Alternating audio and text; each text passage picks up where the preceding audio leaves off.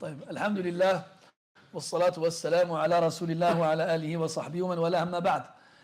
Mes chers frères, dans cette 21e journée du mois de Jumad al-Akhira 1444, c'est-à-dire le 14 janvier 2023, nous nous réunissons pour notre lecture et étude du livre de Imam al-Haramayn, Abu al-Ma'ali al-Juwayni rahimahullah ta'ala, intitulé Al-Waraqat, fi usul al-fiqh, dans les fondements du droit islamique.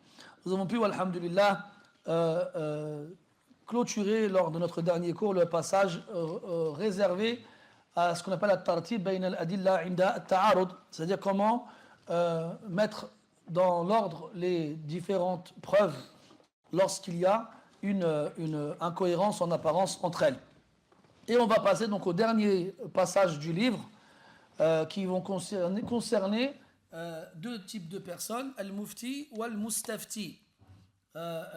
Et l'auteur, rahimahullah ta'ala, quand il va nous parler du mufti, il va nous parler des conditions pour être un mufti, sans nous le définir pour autant. Et al-mufti, c'est ismul fa'il du verbe afta yufti. Et afta yufti, en arabe, bima'na al-ibana, bima'na abana, c'est-à-dire mettre en évidence. Ça, c'est d'un point de vue linguistique. Après, d'un point de vue spécifique à cette matière-là, c'est al-ikhbar an hukmi al-shay. Al-ikhbar, ou plutôt al-mufti, c'est al-mukhbir an hukmin shar'i. C'est celui qui va nous informer au sujet d'un jugement, donc d'ordre légal. Donc celui qui va nous dire que la prière est obligatoire, que la consommation de la viande de porc est interdite, il nous informe au sujet d'un jugement et il est donc à travers cela mufti. Et l'auteur, quand il nous dit mufti ici, il vise al-mujtahid. Al-mujtahid, et pourquoi il a appelé mujtahid ici mufti? Parce que c'est lui qui est censé faire la fatwa et pas quelqu'un d'autre.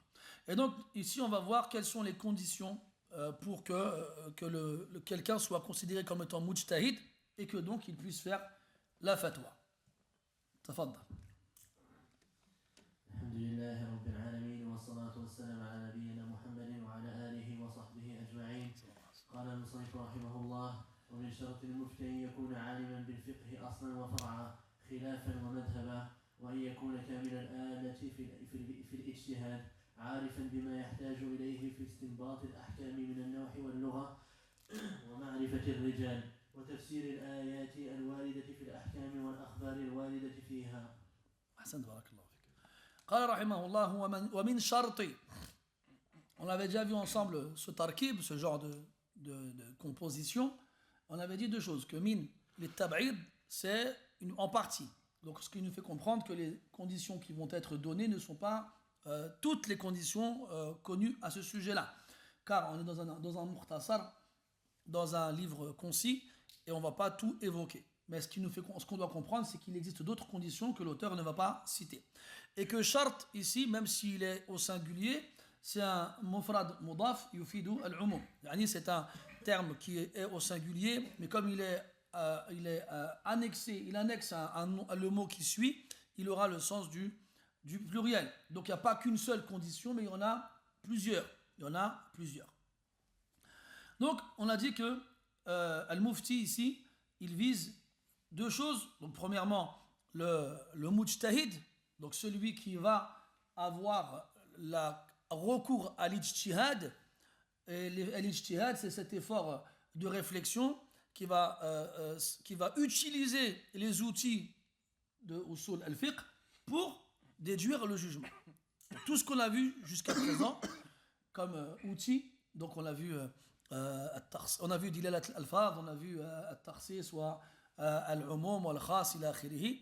Donc toutes ces choses-là, le mujtahid va s'en servir pour déduire les jugements des textes.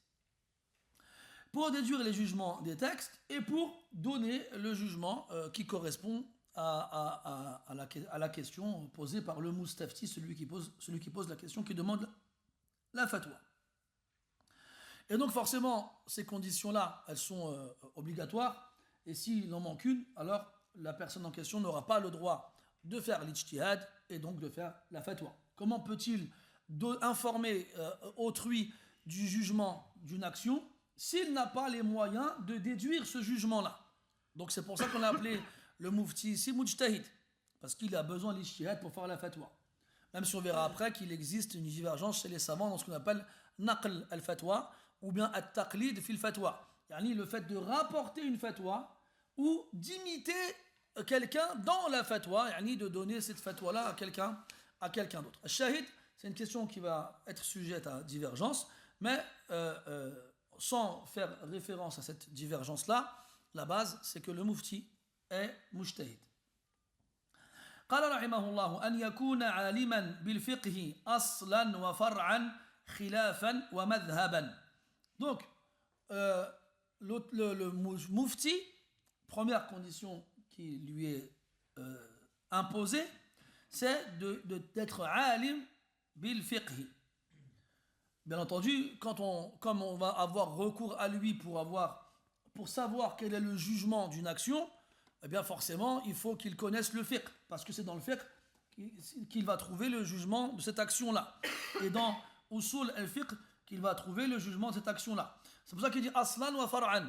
Donc aslan, en référence à usul al-fiqh, donc c'est ce qu'on a vu dans ce livre-là, wa far'an, les masail du fiqh. C'est ce qu'on voit dans Umdatul Talib mathalan, ou n'importe quel matn fiqhi. C'est la différence entre les usul et les furu'. Les usul, c'est ce sur quoi le fiqh repose, et les furu', forcément, c'est donc ce qui va découler de ces usul-là, comme on l'a vu au début du livre.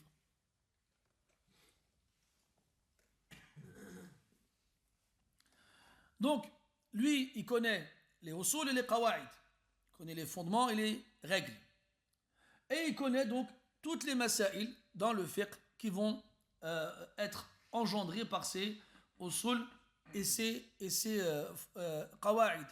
Et quand il dit aliman, il n'a pas dit hafidhan. Il suffit de les savoir, de les connaître, pas forcément de les apprendre par cœur.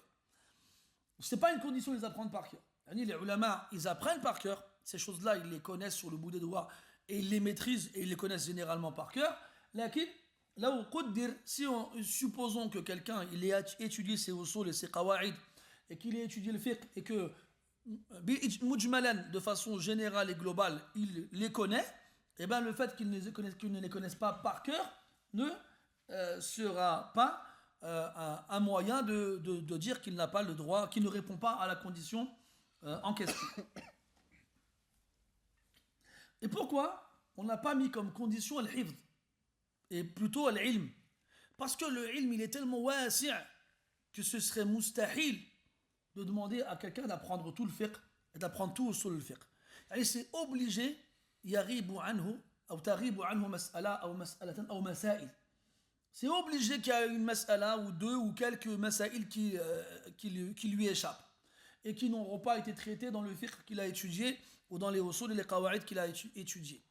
Donc à ce moment-là, si on demandait au mujtahid, à celui qui veut être mujtahid, d'apprendre tout le fiqh par cœur, ce serait limite impossible. Donc aslan wa far'an, khilafan wa madhaban. Khilafan, yani la divergence.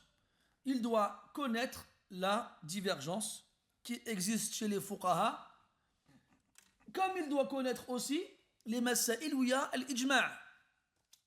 Donc lui, s'il connaît les masail où il y a l'ijma', il n'aura pas le droit de donner un avis différent du ijma' qui a été rapporté. Et quand il dit khilafan, donc il doit connaître les divergences, wa madhaban. Donc ici, madhab, pas comprendre comme madhab fiqhi, comme madhab maliki, hanafi, shafi'i, hanbali. Non. Madhaban, dans cette divergence-là, il sait vers laquelle aller.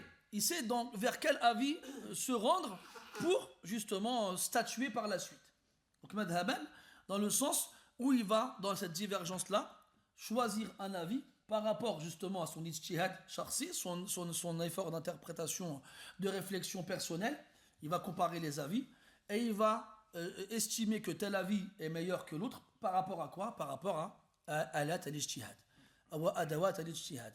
Donc ce sont les outils de l'ijtihad qui nous permettront de faire le tri dans la divergence. Mais pour faire le choix dans cette divergence-là, il faut qu'il connaisse tous les avis. Donc quand on dit qu'il doit connaître la divergence chez les ulama, c'est dans son ensemble. C'est pas Mazali, il apprend qu'il n'y a que deux avis dans une mas'ala, il en choisit un des deux par rapport à son ijtihad. alors qu'en vrai, il en existait 4 des avis. Donc son qusur, son manque, fi ma'rifati al-khilaf, dans la connaissance de la divergence, va, va l'exclure de ceux qui ont le droit à l'ijtihad et à la fatwa. Pourquoi? Parce que si lui se base que sur deux avis alors qu'il y en a 4, eh bien, il est possible qu'il n'ait pas choisi le meilleur dans tous les avis qui existent. Donc on a dit khilaf, il faut qu'il sache quelle est la divergence, quels sont les avis de ces savants qui divergent, quels sont leurs arguments, qui comparent les avis entre eux, et qu'il, à la fin, en choisisse un, alladhi yastaqirru alayhi ra'yah, ou ra'yuhu, sur lequel son avis personnel il finira par s'installer, et ainsi il choisira cet avis-là. Donc madhaban yani ikhtiyaran fi al-khilaf, dans le choix qu'il fera au niveau de la divergence. Ça me rappelle il y a longtemps, vous savez, un peu plus de 20 ans, il y avait des masaïl à la mode, il y avait 2 mas'ala à la mode chez les frères et les sœurs de la sunna. La première, c'est est-ce que Tariq al-Salah c'est un kafir? Et la deuxième, c'est est-ce que le khimar est obligatoire? Est-ce qu'il est obligatoire pour la femme de se couvrir le visage? Et on avait le droit à des discussions irréalistes. Tu avais un frère contre un autre, qui avait chacun un petit livre en français d'une vingtaine de pages, qui défendait un des 2 avis. Et ils faisaient des niqash comme ça avec leur livre dans les mains. Toi, tu les regardais comme ça, tu dis, oh, qu'est-ce que je fais là, moi, en fait? Et ça, c'était quotidien, en fait. Et quand ces 2 personnes-là, tu les entends en parler, c'était horrible. T'as presque du sang qui coule des oreilles tellement ce que tu entends, c'est horrible. Et on se rend compte, en fait, vraiment, que justement, c'est pour ça que ce bab-là, il est vraiment important. Et même s'il fait partie de Usul Fiqh, ça, c'est vraiment un des sujets qu'il faut répandre pour que les gens ils comprennent que dans la Ummah, il n'y a pas 36 positions, en fait. Soit tu es mujtahid, soit tu es muqallid. Tu n'es pas autre chose. Il n'y a pas un état intermédiaire entre les deux, au même style que le Mu'tazila, ils ont donné pour Murtakibul Kabira, ma huwa bi mu'min wa ma huwa bi kafir. Tu vois, fi manzila bayna al-manzilatayn. Il n'y a pas ça dans la Ummah.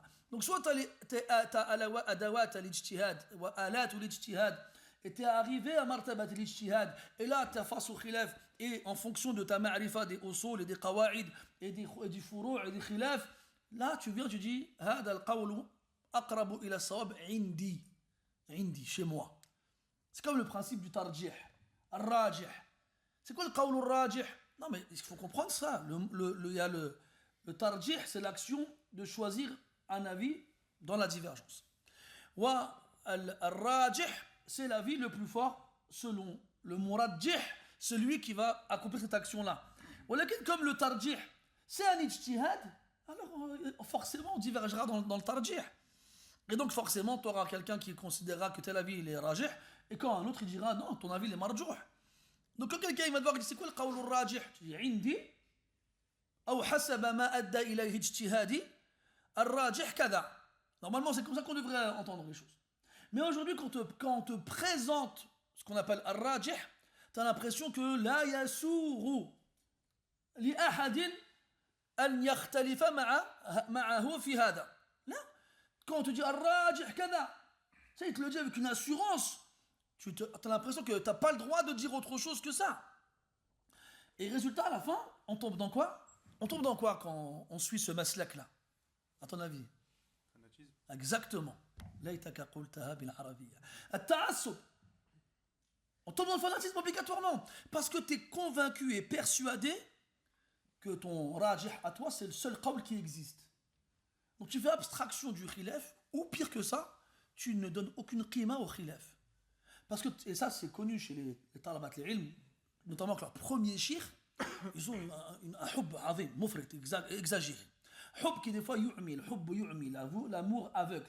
Et à ce moment-là, ton mu'allim, al-awwal, quand il va te donner ces mafatih, ces clés-là, s'il ne prend pas en compte ces choses-là, sans le vouloir, hein, des fois il ne se rend pas compte, il va pousser ses élèves dans le ta'assub.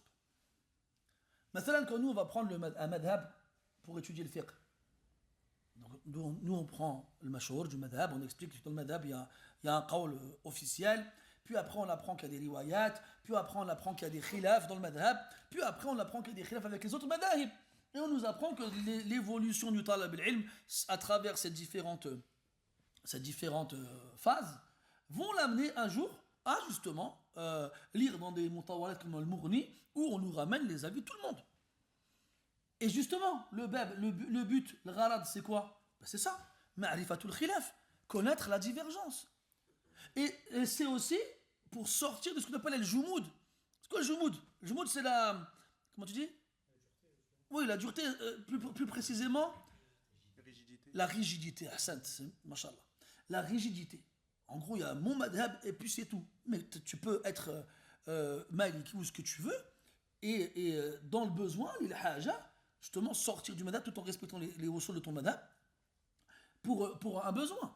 Et c'est comme aujourd'hui, il y a certains savants malikis contemporains qui ont autorisé à la femme de toucher le mushaf quand elles n'ont pas les... non, de lire le Coran quand elles sont en état de menstru. Et alors que dans le madhab, non. Même si on a une exception pour la femme qui va apprendre le Coran pour pas qu'elle l'oublie, chez le Malikiya, voilà qu'il à la base, en dehors de cette exception-là, la femme qui a ses menstrues, il n'y a pas le Coran. Et puis tu avances dans le temps, ils se sont dit quoi? Les femmes aujourd'hui, enfin même les hommes, hein, ils ont moins d'attache au Coran. Et si on leur dit de ne pas lire le Coran, en plus quand elles ont leur menstrues, alors qu'il ne faut pas la prière, ben là ça peut avoir des restrictions, pas des restrictions, des répercussions, merci, néfastes. Donc, et pareil aussi, autre mas'ala qui est très d'actualité, qada al-fawaid. Hein? Est-ce qu'on doit rattraper les prières qu'on n'a pas faites depuis qu'on est pubère? Donc, on nous ramène des aqwal, et les 4 écoles, c'est le mashhour. Dans les 4 écoles, tu as des prières en suspens, tu les as pas faites, tu les rattrapes, même si on a des milliers. D'accord. Et là, les frères sunnis, ce qawl-là, ils l'ont balancé, puis ils ont lancé en même temps aussi une polémique. Mais pareil, quand tu viens, tu ramènes un qawl comme ça dans un environnement où les gens, ça risque d'ouvrir des portes du mal, vaut mieux leur faire une autre fatwa. Il y a le qa'ida azima jiddan, que certains savants comme Al-Shatibi et d'autres, ils évoquent, même Ibn Taymiyyah, cette qa'ida dans le fatawa, qui justement, qui doit être très prise en compte aujourd'hui, c'est ijtima'u al-ummati ala qawlin marjuh khayrun min tafarruqiha ala qawlin rajih. T'imagines toi? C'est-à-dire regrouper la umma sur un avis faible prime sur la diviser sur un avis fort. Tu vois? Comme quoi le ijtima' al-umma, le fait de regrouper la umma, c'est un maqsad tellement azim, un objectif tellement important qui va surpasser ce principe de qawl da'if, qawl qawi, qawl rajih, qawl marjouh et tout ça. Et ça, comment tu apprends ces choses-là? Généralement, quand justement tu apprends les usul, les qawaïd et les furu', puis après, tu vas te faire, entre guillemets, les dents avec les fatawa. Tu vas regarder les grands muftis ma'roufoun dans ton madhab et regarder comment ils font la fatwa. Et des fois, malheureusement, justement, ce ta'assoub, il va faire que à partir du moment où le alim va sortir du madhab, ils vont dire non, on ne prend plus de lui, il sort du madhab. Là, il fait le fatwa. C'est pas pareil. S'il est là en train de faire le sharh d'un kitab, ou bien il explique le madhab à des gens, il yaltazim le madhab, mais là il fait le fatwa. Si lui il estime qu'à ce moment-là, le mashhour, c'est plus le qawl al-muqaddam. Et puis c'est quoi le mashhour si ce n'est ma yufta bihi, ma alayhi al-fatwa. C'est ça le mashhour, on l'a déjà dit. C'est pour ça que quand on va prendre deux kitabs qui tous les deux prétendent rapporter le mashhour du madhab, et ben des fois on verra des différences. Parce que la fatwa elle a évolué. Et pourquoi la fatwa elle a évolué? Parce qu'il y a des éléments qui ont changé en cours de route. Et comme Ibn al-Qayyim, rahmatullah alayhi, il dit dans I'lam al-Muwaqqi'in, il dit que la fatwa tataghayaru bi taghayyur al-makan wa az-zaman. Que la fatwa va changer en fonction des changements dus au lieu ou au temps. Donc tous ces éléments-là, ils doivent être pris en compte quand, justement, le mufti, à la fin, il va dire oui, il va dire non, il va dire juste, manajus, il a akhirihi. Maintenant, quand tu viens et tu dis c'est comme ça et puis c'est tout, non. Là, tu as fermé une porte comme l'histoire du bédouin qui urine dans la mosquée. Il dit au prophète quoi?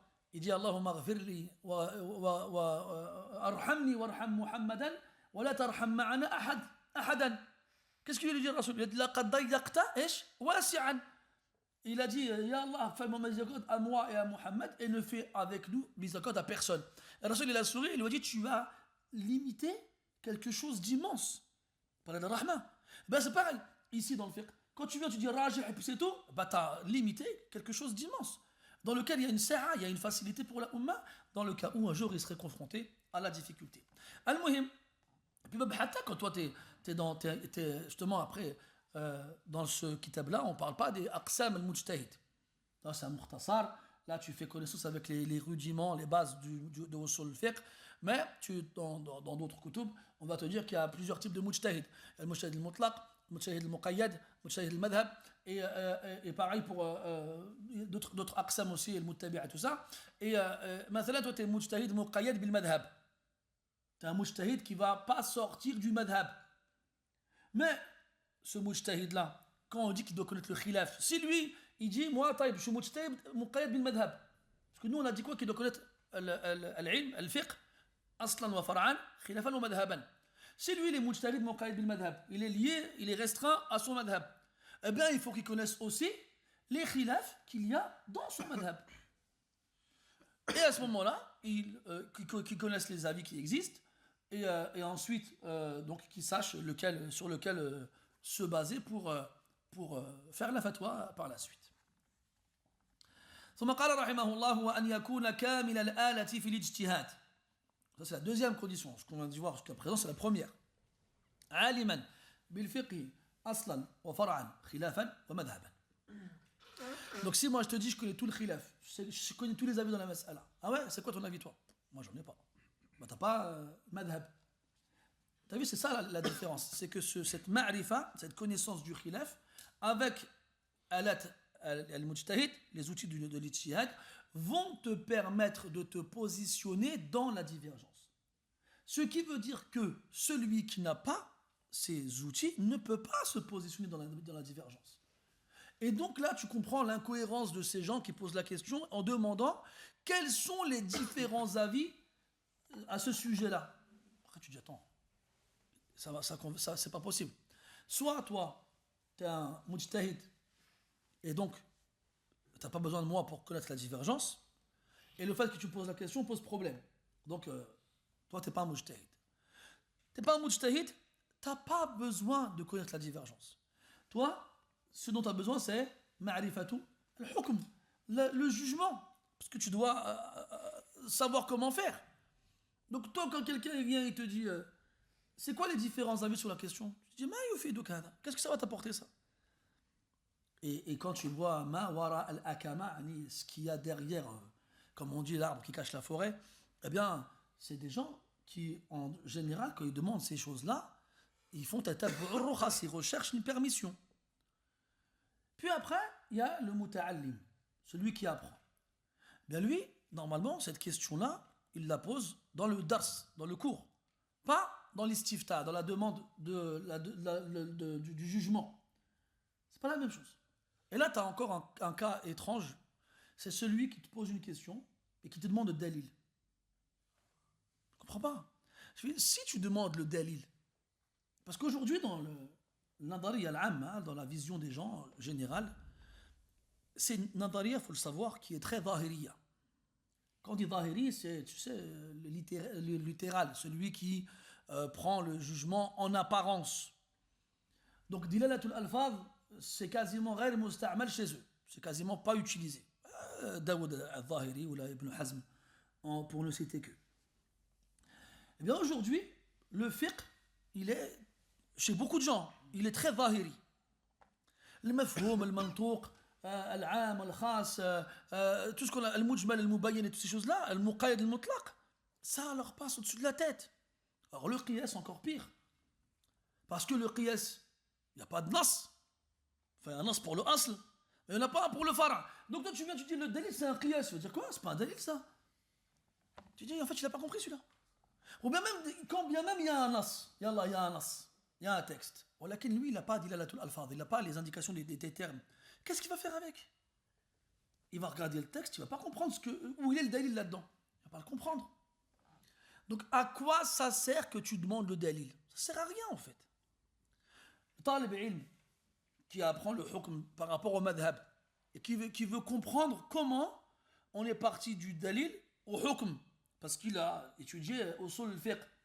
On va lui dire, voilà, ben tu vois, là-bas c'est qawluhu alayhi salam, et le dilala, c'est l'umum, ou bien c'est tarsis.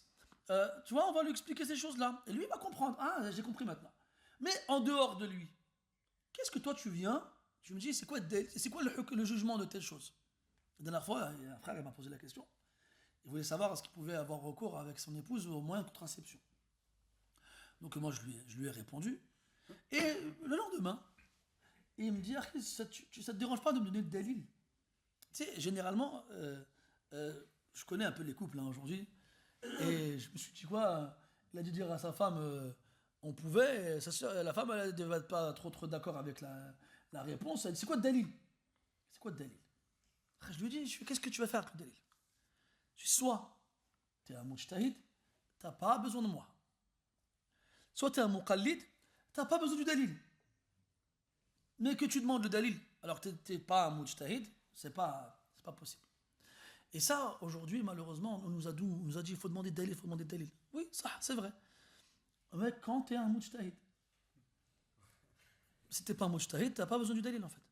Ton seul ijtihad à toi en tant que muqallid, c'est de chercher la bonne personne à qui poser ta question. C'est ça que tu dois faire.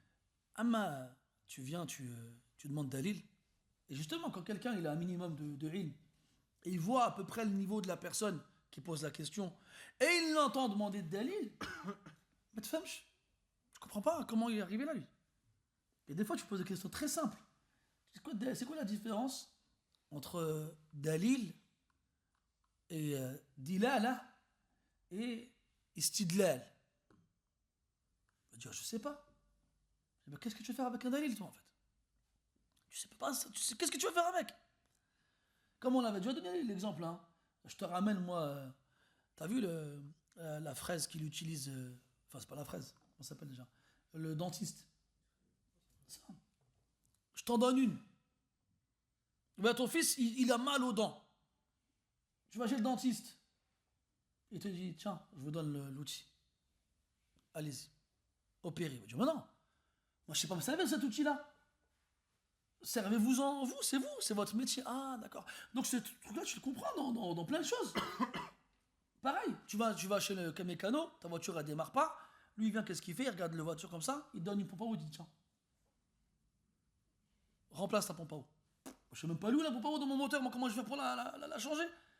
Même je te donne la pompe à eau, je te donne les outils. Si tu connais pas le moteur et tu sais pas à quelle place la pompe à eau elle se trouve, qu'est-ce que tu vas faire avec les outils et la pièce? Parce que là j'ai la pièce et le dalil, et j'ai les outils, c'est adawat. Et pourtant je pourrais pas faire quelque chose avec. Ben, c'est pareil. Tiens le Coran dans les 10 lectures.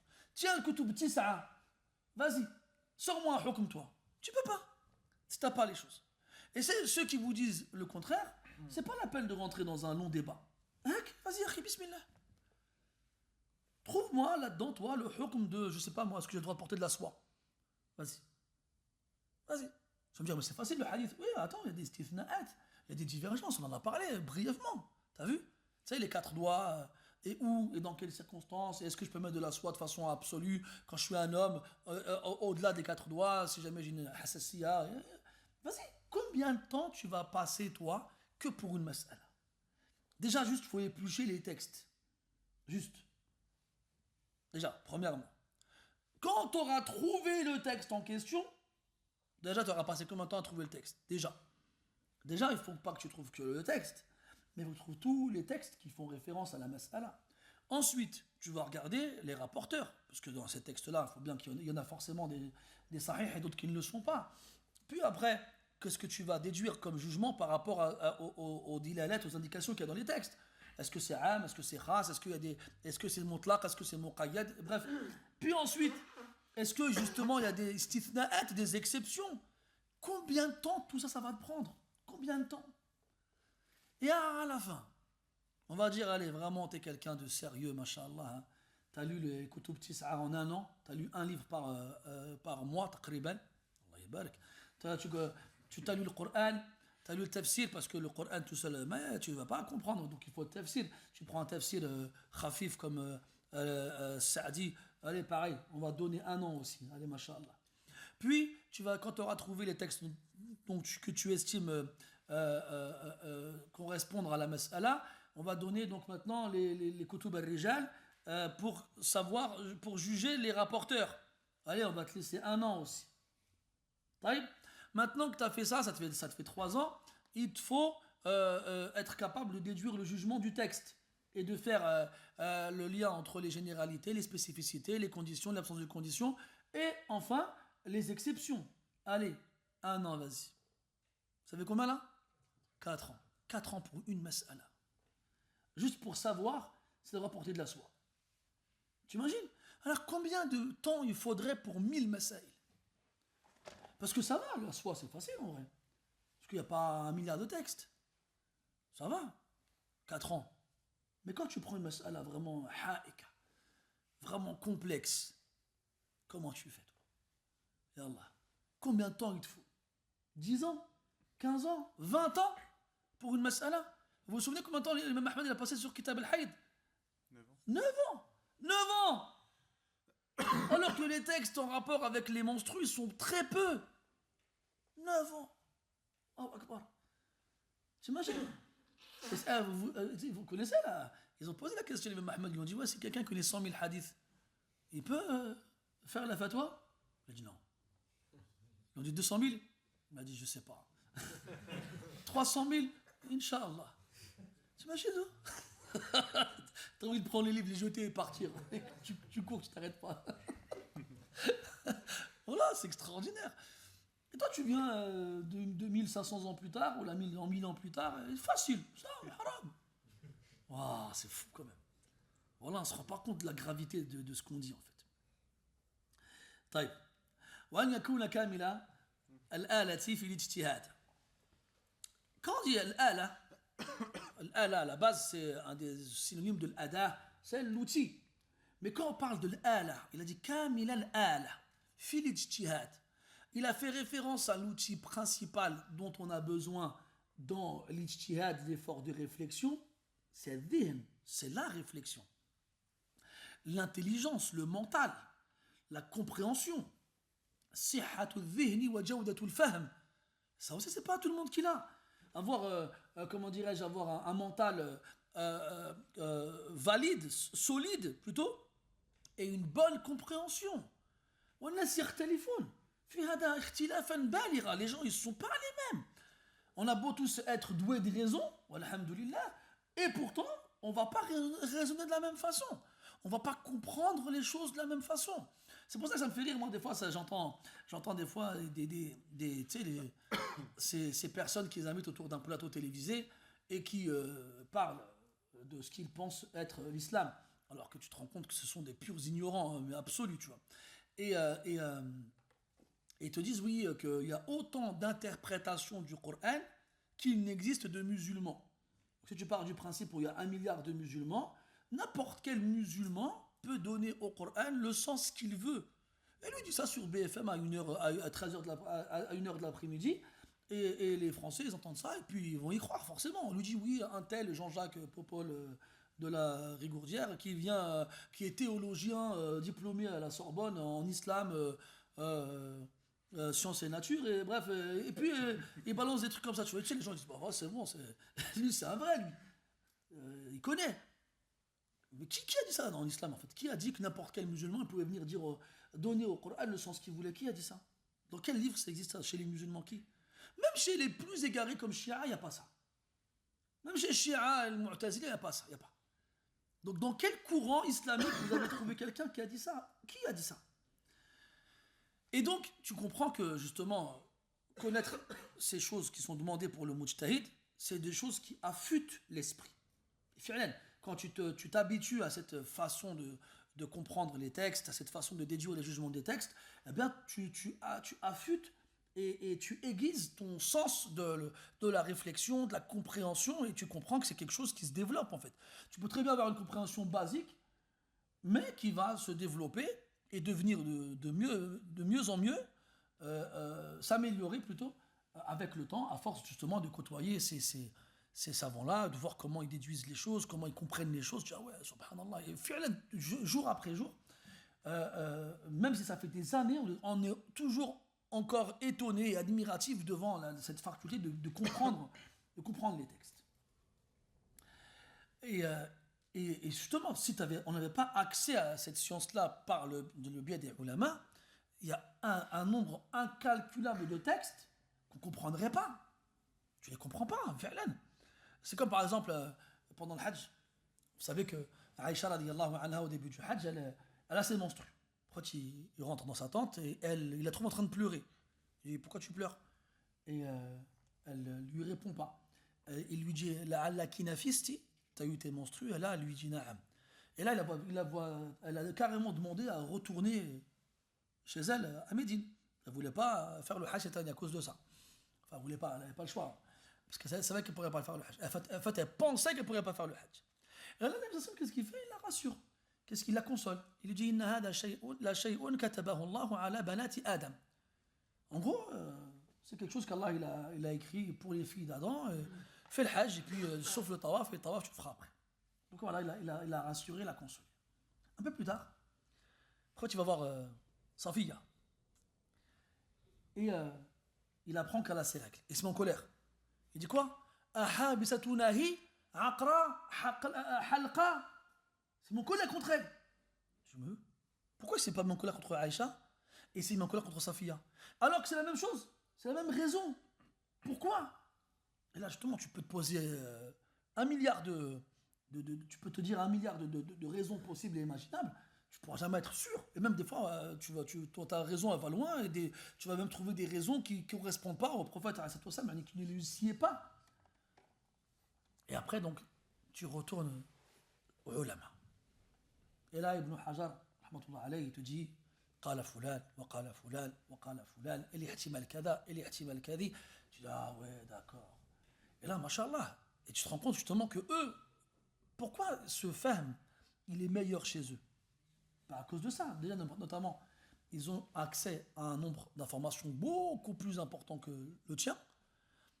Et aussi, leur fahm, il a été aiguisé et affûté pendant de longues années. Ils ont côtoyé des ulama eux aussi, et ils ont entraîné leur intelligence à comprendre ce genre de choses-là. Et toi, tu peux pas venir, toi, t'arrives, tu lis un hadith, c'est bon, t'as compris. Non, t'es loin. Surtout que nous, quand on va prendre un cas, on va dire, plus ou moins classique, chez toi, t'as le Sahihayn, t'as le Sunan, t'as le Muwatta, t'as le Musnad, et t'as le Sunan al-Addari. Tu les as, les Kutub Tisa, chez toi. Et supposons que tu les as lus. D'accord, vas-y. Et alors, même encore aller plus loin, tu les connais par cœur. Supposons, yallah. Est-ce que toi, tu sais qu'il existe déjà d'autres masadir que ces livres-là? Et est-ce que tu sais que ces livres-là, ils ont plusieurs nusakh, plusieurs versions? Et que, par exemple, la version classique qu'on a de Bukhari, de Kashmihini, c'est pas la seule. Il y a ceux de l'Ismaili aussi. Et justement, Ibn Hajar, rahmatullah alayhi, des fois, il va te ramener des différences entre les versions de Bukhari. Et lui, il va se baser sur des versions différentes pour apporter des détails supplémentaires auxquels toi, tu n'as pas accès. Parce que toi, aujourd'hui, tu vas acheter Sahih al-Bukhari. Tu n'auras pas une autre version que celle de Kashmihini. Tu n'auras pas. Va, toi, dans une maktaba, demande la version de l'Ismaili. Ils vont te la sortiront pas. Elle n'y est pas. Donc, tu y as accès à travers quoi? À travers le Fath al-Bari. Et ça marche pour plein d'autres livres aussi. Regarde, tu prends le Nawawi, rahmatullah alayhi, quand il fait Sharh le Sahih Muslim. Mathalan, le hadith de Anas, radiyallahu anhu, Sahihayn, où Rasoul il rentre à la mosquée et il trouve une corde accrochée à une poutre du plafond. Il dit Ma hadha al-habl al-mamdoud? C'est quoi cette corde accrochée? Il dit C'est hablun li Zaynab. C'est une corde qui appartient à Zaynab et à laquelle elle s'accroche quand elle n'arrive plus à tenir. Rasoul a dit Hulluh li yusalli ahadukum nashatahu ou li yaq'ud. Ou li yaq'ud. C'est comme ça le hadith. Fi Bukhari et Muslim. Et rapporté par An-Nasa'i et d'autres. Eh bien, An-Nawawi, quand il va citer le hadith dans Riyad Salihin, il va dire li yarqud, pas li yaq'ud. Subhanallah. Tu regardes dans le Bukhari et Muslim, il n'y a aucune nuskha entre celles qu'on a entre les mains où il y a li yarqud. Il n'y a pas. Nawawi s'est trompé. Non, Nawawi il avait peut-être accès à une nuskha que nous, on n'a plus. Elle a disparu avec le temps. Al-Shahid, c'est que toi, tu ne peux pas venir, même si tu avais tous ces livres-là, et que tu les avais tous lus par cœur, et que tu les lus ou appris par cœur, tu ne pourrais pas, malgré ça, venir dire halal, haram. Tu ne peux pas. Et là, ça te montre à quel point le ilm, il est wasi' jiddan, et à quel point ce rang qui te permet d'arriver à ce stade-là, il n'est pas accessible à n'importe qui. Donc quand on dit « An yakuna kamil al-alati fil ijtihad », c'est qu'il ait une intelligence complète et une compréhension parfaite. Ça, c'est ce qui va nous venir à l'esprit dans ce que l'auteur a voulu dire, rahimahullahu ta'ala. Ou bien que c'est une façon de préciser ce qu'il a dit précédemment. En gros, tu ne peux pas avoir un ijtihad complet sans avoir une ma'rifa complète du fiqh aslan wa far'an, khilafan wa dhahaban. Ce serait un atf bayan plutôt, et pas un autre charte. Mais les deux sens sont possibles.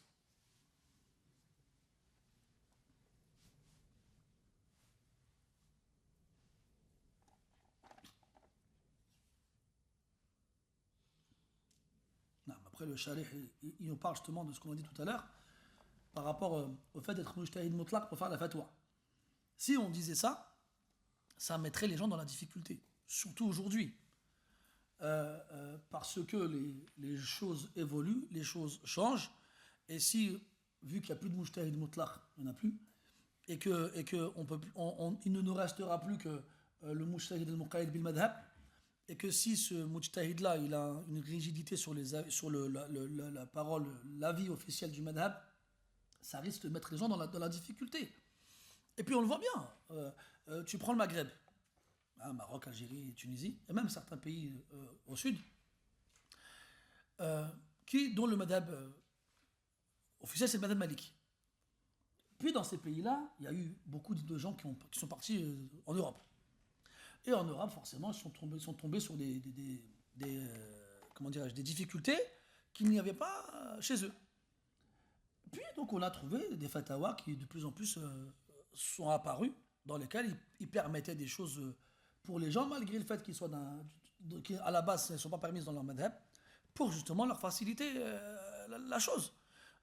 Les exemples, que ce soit zakat al-fitr en argent, que ce soit la prière de Jumu'ah avant l'heure de Dhuhr, que ce soit le regroupement des prières, qui sont des choses à la base qui ne sont pas permises dans le madhab maliki. Donc on a eu des ulama qui sont venus, qui ont fait la fatwa, qui ont pris en compte les changements dus aux conditions de vie. Mais si on leur disait niet, non, vous êtes en France ou au Maroc ou en Algérie ou en Tunisie ou en Espagne ou en Hollande ou n'importe où, ce sera la même chose. Même si vous n'êtes pas avec des musulmans, même si vous êtes en minorité, même si vous travaillez, même si la journée est courte, même si. Ça mettrait les gens dans une énorme difficulté.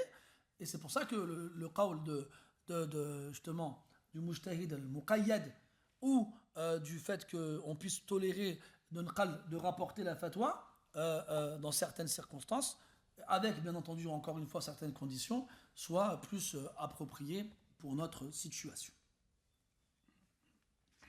ثم قال رحمه الله عارفا بما يحتاج إليه في استنباط الأحكام من النحو واللغة ومعرفة الرجال وتفسير الآيات الواردة في الأحكام والأخبار الواردة فيها. Regarde ce qu'il faut que tu connaisses pour faire la fatwa.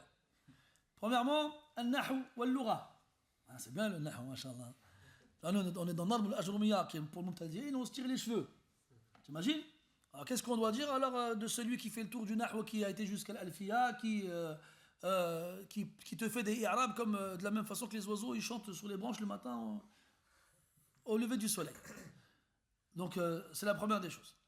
Ensuite, donc il faut que tu connaisses le nahw pour savoir les mots qu'il y a dans les textes, quelle est leur fonction, et ainsi comprendre le sens de la phrase. Parce que tu ne peux pas être capable de déduire les jugements des textes si tu ne comprends pas le sens de la phrase. Et là, pareil, quand on parle de nahw et de loura, on parle de quelle langue? La langue arabe. Donc c'est inconcevable que quelqu'un il vienne et te dise moi ci, moi ça, et parle en langue arabe. Sauf chez l'Ahnaf. L'Ahnaf, eux, ils ont des livres aujourd'hui, quand je te parle d'aujourd'hui, dans le sens où tu ne peux pas être un savant chez les Hanafis si tu ne l'as pas étudié, et ce livre-là, il est qu'en ourdou. Il n'est pas en arabe. C'est pour ça qu'on trouve des savants ourdou, des savants hanafites, ils ne parlent pas l'arabe. Parce qu'eux, ils ont outrepassé cette condition-là. Tu vas me dire, mais comment ils font? Parce que les premiers hanaf qui ont mis le madhab entre guillemets, en place, avaient la langue arabe. Et puis comme les Ahnaf se sont concentrés dans ces régions-là, les régions de l'Afghanistan, du Pakistan, de l'Inde, où on parle le ourdou, le tamoul, le pashtun, eh bien, ils ont écrit des livres dans la langue du peuple. Et après, ces livres-là sont devenus des références. Et après, bah, tu es obligé d'apprendre le pashtun, ou bien le ourdou, pour comprendre ces livres-là. Mais ça, c'est vraiment une particularité du madhab hanafi, mais sinon, chez les autres, il faut l'arabe obligatoirement et absolument. Le Coran et la Sunna sont en arabe, et sans le nahu et l'oura. Quand on dit l'oura, c'est quoi? C'est connaître les divergences dans les dialectes arabes, et aussi le sens voulu par ces différents mots. Ou bien, des fois, les divergences dans les mots, quand les mots sont différents, ou la divergence dans les sens quand le mot est utilisé différemment. Donc des fois on aura le même mot pour des sens différents, des fois on aura des sens différents pour le même mot. Donc il faut connaître toutes ces choses-là. Ensuite, on nous dit qu'il faut connaître aussi les hommes, ma'rifati rijal, ceux qui rapportent l'akhbar, ceux qui nous rapportent les textes en question. Bon, alhamdoulilah, pour le Coran on n'a pas à les connaître, parce qu'il est mutawatir. Mais pour la sunna, qui n'est pas mutawatira, on doit connaître qui sont les hommes qui nous rapportent les textes pour savoir si ces hommes-là, on peut accepter leur narration ou non. Et donc pour ça, il faut connaître l'avis des savants sur les rapporteurs et ainsi prendre leur narration. Et enfin, l'explication des versets du Coran qui sont dans l'ahkam. Donc comme vous le savez, le Coran est divisé en 3 parties principales. Al-aqaïd, donc tout ce qui touche à la croyance, al-akhbar ou al-qasas, les histoires, et al-ahkam, les lois, les jugements, le halal, le haram, et la akhirihi. Et donc les savants mettent comme condition concernant les versets du Coran à connaître pour faire l'ijtihad, les versets qui vont traiter des ahkam. Et donc la première des choses à faire, c'est de voir quels sont ces versets. Et ça, c'est sujet à divergence chez les savants. Il y en a qui vont t'en énumérer à peu près 500, d'autres un peu plus, d'autres un peu moins. Pourquoi est-ce qu'ils divergent dans le nombre de versets du Coran qu'on appelle ayatul ahkam? Parce que des fois, il y a des versets qui en apparence font référence à une histoire ou à une croyance, mais dans lesquels on trouvera justement une relation avec un hukm.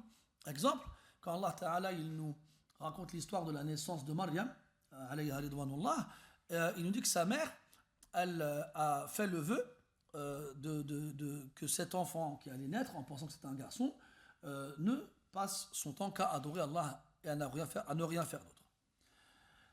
Puis, elle accouche. Et quand elle accouche, elle se rend compte que c'est une fille. Et elle voulait un garçon. Elle dit فَلَمَّا وَضَعَتْهَا قَالَتْ رَبِّ إِنِّي وَضَعْتُهَا أُنْثَى. Donc quand elle a accouché, elle a dit au Seigneur, c'est une fille. والله أعلم بما وضعت قراءة وإني وليس الذكر كالأنثى وإني سميتها مريم. Et je l'ai nommée Maryam. Qui a nommé Maryam? Sa mère. D'accord? Donc, ils ont dit quoi? يجوز للأم أن تسمي الولد. Donc c'est un hukm. Ils ont déduit un jugement de l'histoire. Comme quoi la mère, elle a le droit de nommer l'enfant. Après, on se dit non. Là-bas, c'est un droit exclusif au père. Et si elle l'a appelé comme ça, c'est parce que son mari, il est mort. Et c'est quelque chose qui revient au père. Alors, ils ont tranché, ils ont dit, ben écoute, à ce moment-là, le droit, il revient au père. Mais si la femme, elle choisit un nom et que le père, il l'accepte, le mari, il l'accepte, alors, on le donnera. Et tout ça pour dire que ça me fait rire des fois, un frère il a un enfant comme ça, tu l'appelles comment? Et là il a un nom digne d'une histoire tirée, je sais pas dans quel film, et ça se voit, il est dégoûté, tu vois. Je sais, mais pourquoi tu l'as appelé comme ça? C'est ma femme. Après je lui dis, Marie, mais ta femme elle a pas à t'imposer un nom que tu veux pas. Après elle te regarde comme ça avec des yeux sans parler mais qui parlent beaucoup, tu vois. Et moi ma femme elle n'a pas à m'imposer. Al-Muhim, donc voilà, tout ça pour dire que Ayat al-Ahkam, des fois c'est beaucoup plus large que ce qu'on peut croire. Ah, il est parti. Attends. Reviens. D'accord, donc c'est pas forcément des awamir, des nawahi, ça peut être autre chose aussi. Et justement, pour savoir ça, la budda min ma'rifati dilalati al-alfaz. T'as pas le choix, tu dois connaître les indications des textes. On avait vu ensemble que le amr ou le wujub ou le nahi peut être exprimé autrement que par l'emploi d'un verbe à l'impératif ou d'un verbe au mudari' précédé de la nahya qui interdit. Exemple, والوالدات يرضعن أولادهن. Non, c'est pas un bon exemple. والمطلقات يتربصن بأنفسهن ثلاثة قروء. D'accord? Par exemple, ça. ويسألونك عن المحيض قل هو أذى فاعتزلوا النساء في المحيض. Et d'autres exemples de ce genre-là, où on n'a pas de verbe à l'impératif ou de verbe précédé de l'interdiction. Et pourtant, on a déduit l'obligation ou l'interdiction. Donc toi, tu viens, tu me dis, je te dis, il faut connaître les versets dans le Coran où il y a les ahkam. Toi, dans ta ma'rifit, ta connaissance basique de ce qui est jugement, tu vas t'attendre à trouver des versets où il y a des ordres ou des interdictions. Mais justement, quand tu sais que tu ignores que l'interdiction peut s'exprimer différemment et aussi l'obligation, bah, tu vas passer à côté de beaucoup de textes. Et donc, il faut connaître les versets qui sont avec l'ahkam et il faut connaître leur sens. Tout comme il faut connaître al-akhbaru al-waridatu fi dhalik. Et quand on dit l'akhbar, on parle des paroles du prophète sallallahu alayhi wa sallam. Qu'est-ce qui est marfou' lafzan wa hukman? Ce que le Rasul va dire directement alayhi wa sallam, ou ce que les sahaba vont dire sans l'attribuer au prophète, mais qui ne peut pas avoir un autre jugement que la parole du prophète. D'accord? Quand ils vont nous dire umirna kada ou nuhina an kada, et des choses de ce genre-là. Donc il faut connaître tous ces textes-là pour atteindre le degré de l'ijtihad et ainsi être capable de faire la fatwa et de répondre au mustafti, celui qui demande la fatwa. Et même si l'auteur, rahimahullah, il n'a pas cité, mais ça rentre dedans aussi, al-nasikh wal-mansoukh. Il faut aussi qu'il sache ce qui est nasikh de ce qui est mansoukh. Dans le cas où il y aurait un ta'arud, dans le cas où il y aurait une incohérence entre les textes. Comme on l'a dit tout à l'heure, qu'il devait connaître la divergence pour ne pas venir donner un avis différent dans le cas où il y aurait ijma', ou encore dans le cas où il y aurait une divergence et qu'il donnerait un avis qui n'existe pas dans la divergence. Un il dit wajib, l'autre il dit sunnah, l'autre il dit mubah, lui vient dit makruh. Il n'a pas le droit de ramener un avis différent de ce qui existe déjà. Parce que ça voudrait dire que eux, avant toi, ils étaient tous dans l'erreur. C'est pas possible. Et donc, quand on te dit de connaître la divergence, il faut comprendre cette chose-là de cette façon-là. Et donc, al-nasikh ou al-mansoukh, pour ne pas que tu te bases sur un verset qui est mansoukh, ou un hadith qui est mansoukh, ou bien si quelqu'un il vient et te dit que Mathalan il a trouvé une sunna qui nsakh le Coran, on avait dit que chez le Jumhur, c'était pas possible. Donc, on lui dira non, on prend ton hukm, on l'acceptera pas. Et donc, c'est entre autres ce dont le mujtahid a besoin pour faire la fatwa. Et quand on dit kamal al-ala, donc soit ça fait référence à une raison parfaite et une compréhension complète qui va être développée par la connaissance de tout ce qui est imposé comme condition. Donc le fiqh, aslan wa far'an, khilafan wa madhaban, al-lugha wa al-nahu, معرفة الرجال وتفسير آيات الأحكام et aussi تفسير الأخبار plus الناسخ والمنسوخ. Donc ça fait beaucoup. Et comme il a dit الشارح المعرفة et pas le hifz. C'est pour ça que justement il y avait certains ulama qui ont dit non, il y a une mubalagha, il y a une exagération dans les shurut, parce qu'aujourd'hui plus personne n'a ces choses-là.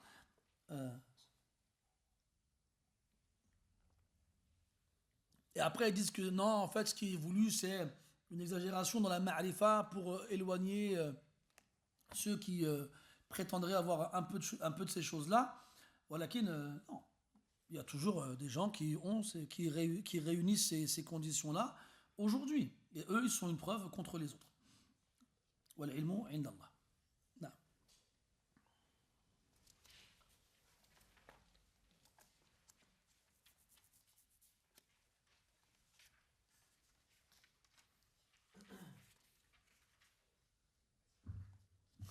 قال المصنف رحمه الله ومن شرط المستفتي أن يكون من أهل التقليد فيقلد المفتي فيقلد فيقلد المفتي في الفتيا وليس للعالم أن يقلد وقيل يقلد بارك الله. Donc après avoir vu شروط المفتي, on va voir شروط المستفتي. المستفتي c'est اسم الفاعل du verbe استفتى على وزن استفعل أي طلب الفتيا أو الفتوى. C'est celui qui demande la fatwa. يعني هو الذي يسأل عن حكم شرعي. C'est celui qui demande un jugement d'ordre légal relatif donc à la législation d'Allah subhanahu wa ta'ala. Et parmi les conditions du mustafti, donc on dira pareil pour min sharti, للتبعيد شرطي pardon, et shart بمعنى شروط, أن يكون من أهل التقليد. Il faut qu'il fasse partie des gens du taqlid. يرحمك الله. التقليد en arabe, c'est le masdar du verbe qallada. Et qallada, c'est mettre autour du cou une qilada. Et la qilada, si tu veux, c'est bon, ils traduisent en français ça guirlande, mais c'est tout ce qui sert à orner quelque chose. Et pas seulement une guirlande. Et en fait, on a appelé le muqallid ainsi parce qu'on va lui mettre autour du cou le hukm comme on mettrait une guirlande autour du cou d'un animal ou bien le collier autour du cou d'une femme. C'est dans ce sens-là. Et quand on parle de muqallid, ce sont ceux qui ont recours au taqlid. Et quand on parle d'avoir recours au taqlid, c'est parce qu'on n'a pas recours à l'ijtihad. Donc soit j'ai recours à l'un, soit j'ai recours à l'autre. Comme l'eau et la pierre, ou plutôt la terre pour le tayammum. Je n'aurai recours au tayammum que si je n'ai pas d'eau. Et donc le tayammum, ici c'est le taqlid. Celui qui n'a pas l'eau, qui est la science, qui est les conditions évoquées précédemment pour faire l'ijtihad, il ne lui restera que la terre pour faire le tayammum, yani l'istifta pour faire le taqlid.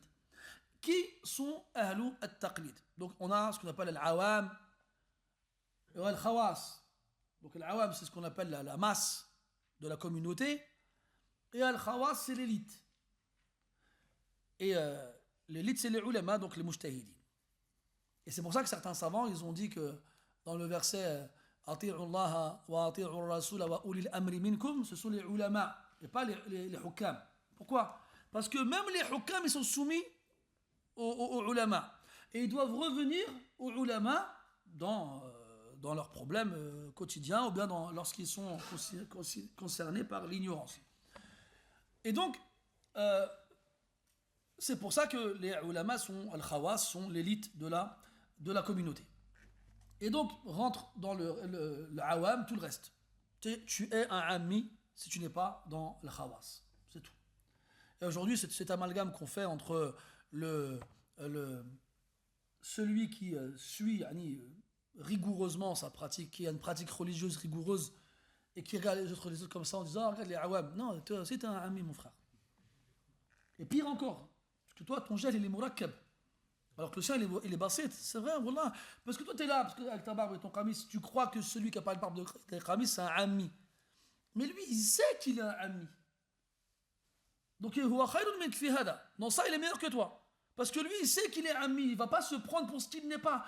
Toi, tu ne sais pas que tu es un ami et tu te prends pour ce que tu n'es pas.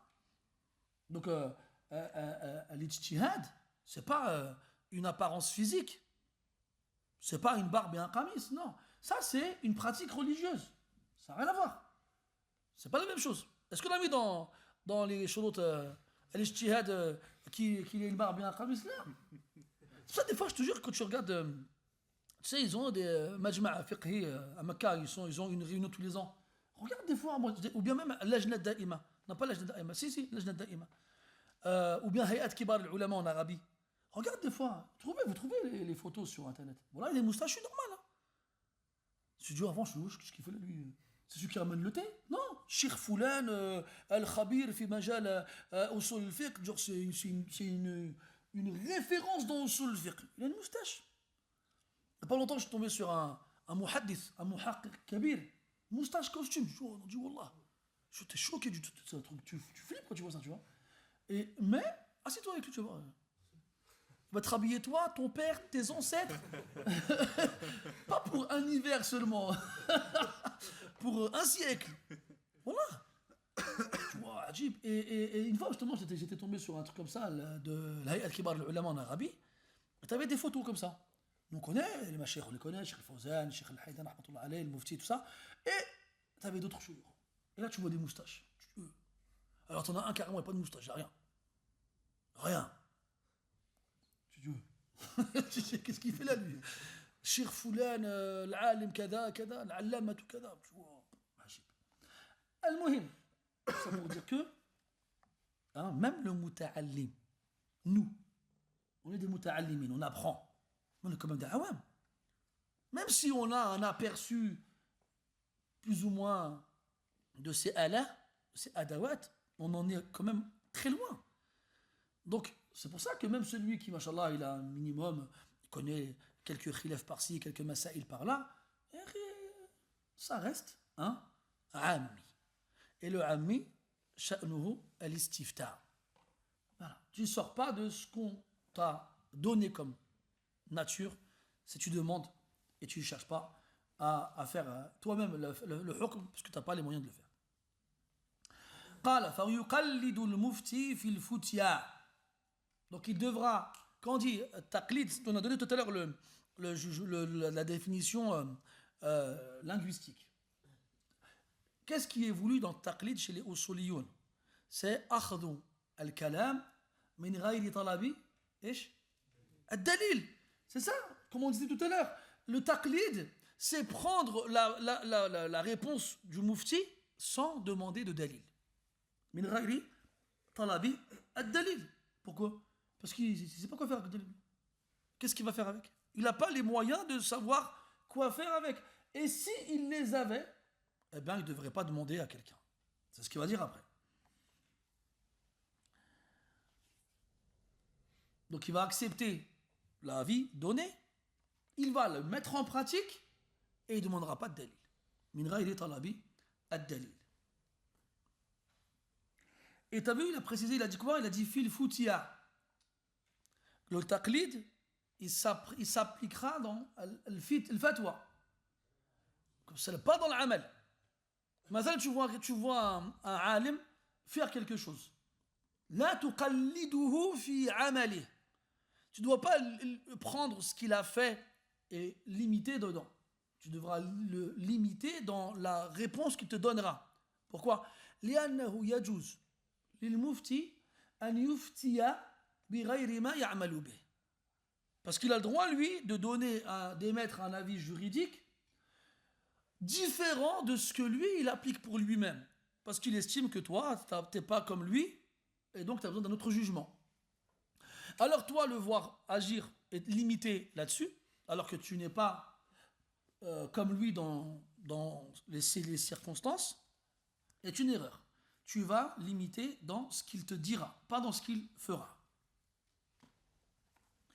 وَلَيْسَ لِلْعَالِمِ أَنْ يُقَلِّدْ هذه هي.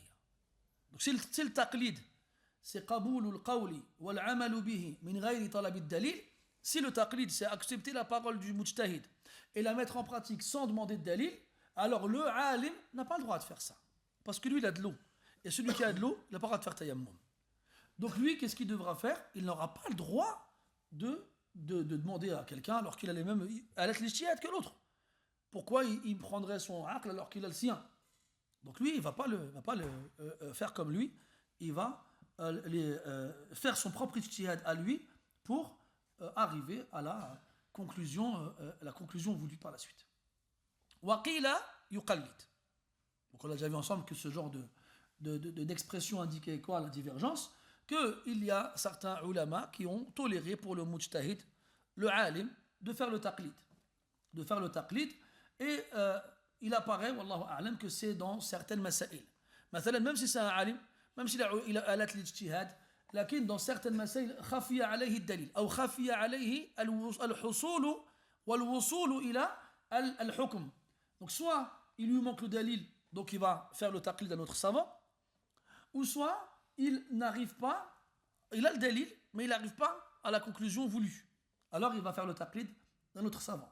Et comme il rapporte le ijma' Ibn Abd al-Barr rahmatullah alayhi dans Jami' Bayan al-Ilm wa Fadlihi, il dit que le taqlid pour le alim, c'est comme le mayta. C'est comme le mayta pour le mustar. Le taqlid pour le alim, l'imitation, tu as vu en français des limitations aveugles. هذه الترجمة فيها ما فيها من المآخذ. الشاهد, c'est donc, comme on l'a dit, le fait de prendre la parole sans dalil et l'appliquer, aura le jugement pour le savant équivalent à la consommation de la charogne pour celui qui n'a rien d'autre à manger et qui risque de mourir de faim. La même chose. En gros, il n'y aura le droit que dans les derniers recours. En dehors de ça, il n'y a pas le droit. Et comme ça, najma'u bayna al-qawlayn.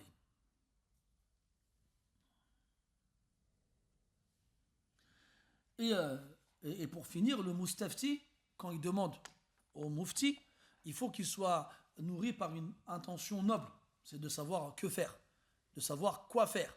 Pas de mettre en difficulté le mufti, ou de tester ses capacités, ou de demander une chose qui ne le concerne pas, ou de prouver aux gens que ce mufti-là est un imposteur, ou bien des choses de ce genre-là. Ou bien carrément lui dire, j'ai demandé à quelqu'un d'autre, il n'avait pas dit comme toi. Ça, c'est des choses que le mustafti ne doit pas faire. Et comme on a dit tout à l'heure, le mustafti, son ijtihad à lui, c'est de trouver la bonne personne à qui demander. Il ne va pas demander à n'importe qui. C'est pas, il va faire le tour de plusieurs personnes jusqu'à enfin obtenir la réponse qu'il attendait. Ou bien, il sait que lui, il est shouya shadid, mais il a du ilm, il est un peu dur, il a du ilm, et l'autre, il a moins d'ilm, mais il est connu pour plus, pour moins avoir de science. Ala kulli hal, il faut qu'il fasse un minimum d'ijtihad pour trouver la bonne personne à qui demander. Et de ne pas demander au premier venu. Là. De ne pas demander au premier venu. C'est ça qu'Allah il lui demande de faire dans le verset فَاسْأَلُوا أَهْلَ الذِّكْرِ إِن كُنتُمْ لَا تَعْلَمُونَ. Demandez aux gens du rappel. Donc il faut qu'on sache qui sont les gens du rappel pour aller leur demander et de ne pas demander à n'importe qui. وَنَكْتَفِي بِهَذَا الْقَدْرِ إِنْ شَاءَ اللَّهُ تَعَالَى. Comme si j'avais voulu rajouter taqlid, il est déjà 20.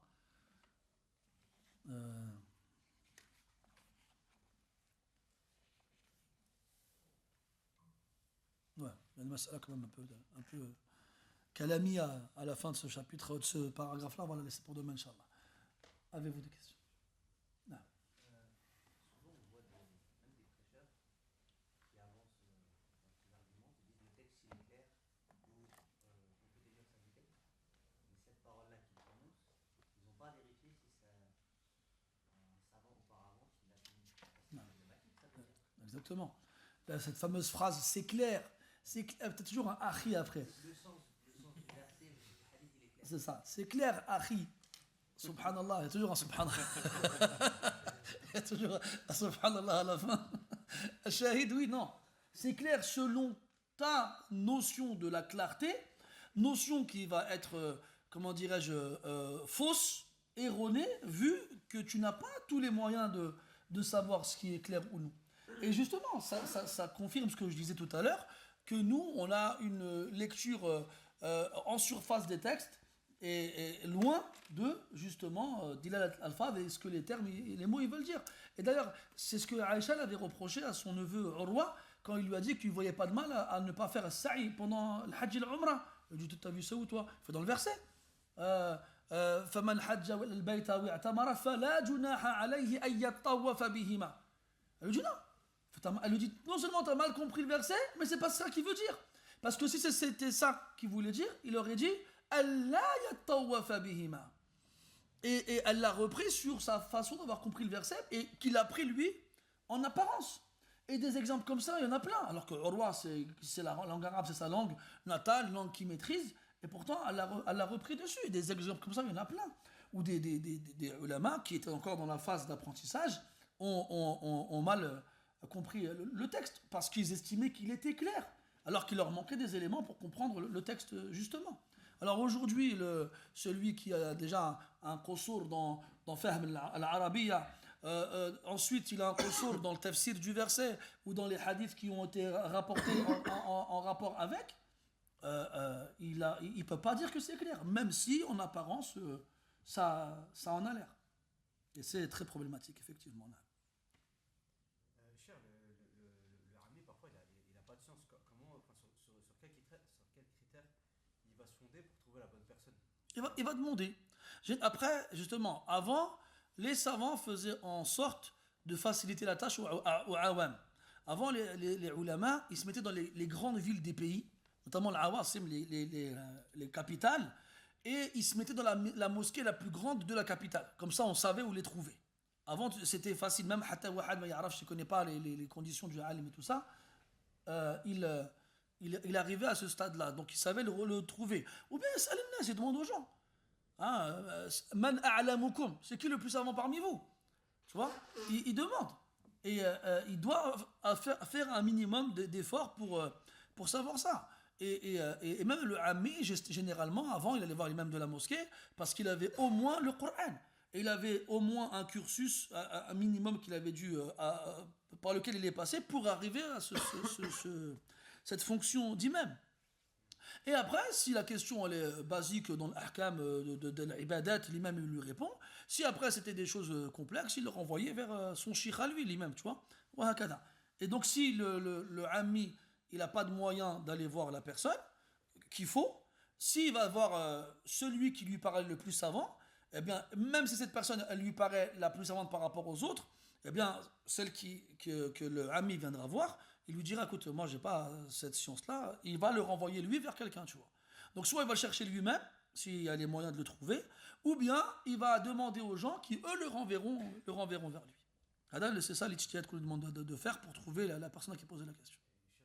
Cher, j'ai une autre question. Al-Musannif, rahimahullah, il donne des conditions, mais il les donne pas toutes. Ceux qu'il a sélectionnés, c'est ceux qui sont obligatoires, ceux qui sont considérés entre guillemets comme des piliers, ou est-ce qu'il a choisi ça sur un autre critère? Non, voilà, c'est les principales. Les conditions qui ont été évoquées par l'auteur, ce sont les conditions principales. Et puis généralement, les conditions qui n'ont pas été évoquées, soit elles découlent de celles-ci, soit elles ne sont pas très lointaines, ou soit elles sont sujettes à divergence. Wallahu a'lam. T'as une question, Fouad?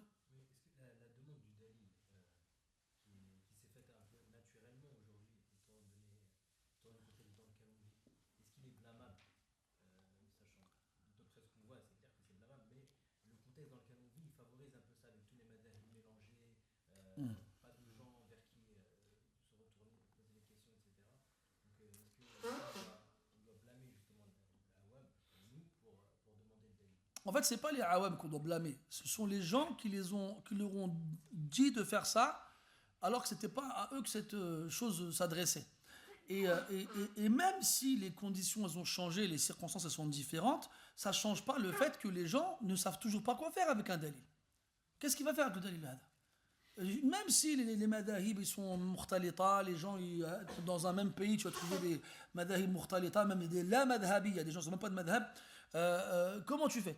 Eh bien, c'est pas pour autant qu'on va changer les ahkam. Les gens sont toujours incapables d'eux-mêmes, par eux-mêmes, d'arriver à un istinbat, à une déduction, parce qu'ils n'ont pas les outils.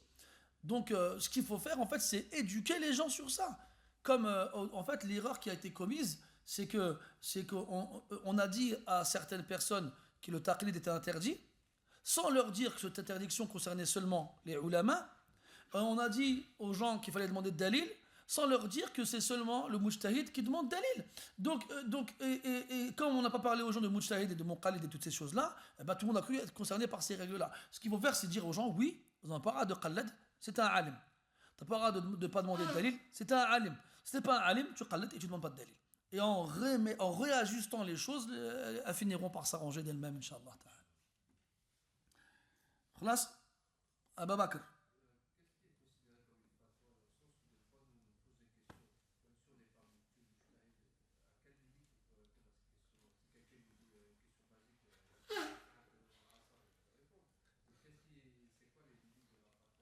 Mais après, l'exemple que j'ai compris la question. Alors, l'exemple que tu donnes, il n'est pas correct parce que c'est pas un hukm shari'i le nombre de rak'at dans une prière. Maintenant, tu me demandes c'est quoi le jugement de prier l'asr, je te dirais c'est obligatoire. Maintenant, justement, ça revient au taqsim du mujtahid. Est-ce qu'il n'y a qu'un seul type de mujtahid ou bien est-ce qu'il y en a plusieurs? Premièrement, est-ce que tu peux être mujtahid dans une mas'ala? Tu vois, il y a des ulama qui disent oui. Tu veux le dire, vas-y. Il y a des ulama qui disent oui. Donc si toi tu as bil mas'alati ihatatan kulliya, tu as fait le tour de la mas'ala, fi'lan, tu connais les adilla, tu connais les aqwal, tu connais les khilaf, tu réponds aux conditions dans une mas'ala et que tu réponds dans cette mas'ala. Chez certains savants, tu peux faire ça. Tu seras un mujtahid juz'i, ça s'appelle ça. Mujtahid al-juz'i et à l'inverse du mujtahid al-kulli. Ou bien le mutlaq al-muqayyad c'est une chose et al-kulli et al-juz'i c'en est une autre. Et donc, selon ce taqsim-là, chez certains savants qui l'acceptent et le tolèrent, ils vont t'autoriser de le faire si tu réponds aux conditions dans la mas'ala en question. Après, autre chose, est-ce que tu peux faire le naql al-fatwa ou pas? Pareil, question en divergence aussi chez les ulama. Et chez ceux qui le tolèrent, ils mettent des conditions aussi. Mathalan, chez le Hanabila, il faut que tu aies fait le fiqh du début à la fin. Mathalan, là, on a fait Umdatul Talib. On finit le kitab. Là, tu connais le mashhour du madhab. Eh bien, tu pourras faire la fatwa par rapport au kitab. Et tu n'auras pas le droit de sortir du kitab. Chez ceux qui autorisent ça. Et là, on ne dira pas que tu as fait la fatwa, on dira que tu as naqal la fatwa. Que tu l'as transmise, que tu l'as donnée, pas que tu l'as émise. Tu vois? Donc, selon ces divergences-là, oui, toi, tu pourras répondre à quelqu'un sur une question dans laquelle, oui, tu as fait le tour de la question, ou bien tu connais le qawl du madhab là-dedans et tu la transmets. Selon ces avis-là, na'am. Selon d'autres avis, non, t'as pas le droit. T'as pas le droit.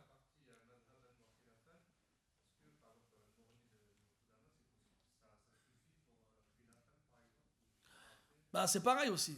Voilà, c'est une question à laquelle il est difficile de répondre. Est-ce que ça suffit un livre comme Al-Mughni ou un livre comme Bidayat al-Mujtahid ou un livre comme Al-Majmou', les livres qui vont rapporter les khilaf? La question c'est à quelle mesure le khilaf il est rapporté, tu vois. C'est un peu comme le livre des ijma' qui nqal le ijma'. Des fois, soit il y a des masaïl où on va nous rapporter l'ijma' alors qu'il y a des divergences, ou bien soit il y a des ijma' qui ne figureront pas dans ces livres. Bref, il y a beaucoup d'i'tiradat. Et de toute façon, dans tous les cas, quand bien même j'apprendrai le Mughni par cœur, si j'ai, comme on l'a dit, khilafan wa madhaban, j'ai pas moi les alat pour choisir un de ces avis-là, ça me sera pas utile ou suffisant. Wallahu a'lam. Alors on a Farouk qui nous dit, pour un étudiant en ilm, à quel moment on peut considérer qu'il peut faire une fatwa pour ses proches? Ben voilà, on vient de répondre à la question. Alhamdulillah. سبحانك اللهم وبحمدك اشهد ان لا اله الا انت نستغفرك ونتوب اليك وصلى الله على نبينا محمد وعلى اله واصحابه اجمعين والحمد لله رب العالمين وبارك الله فيكم.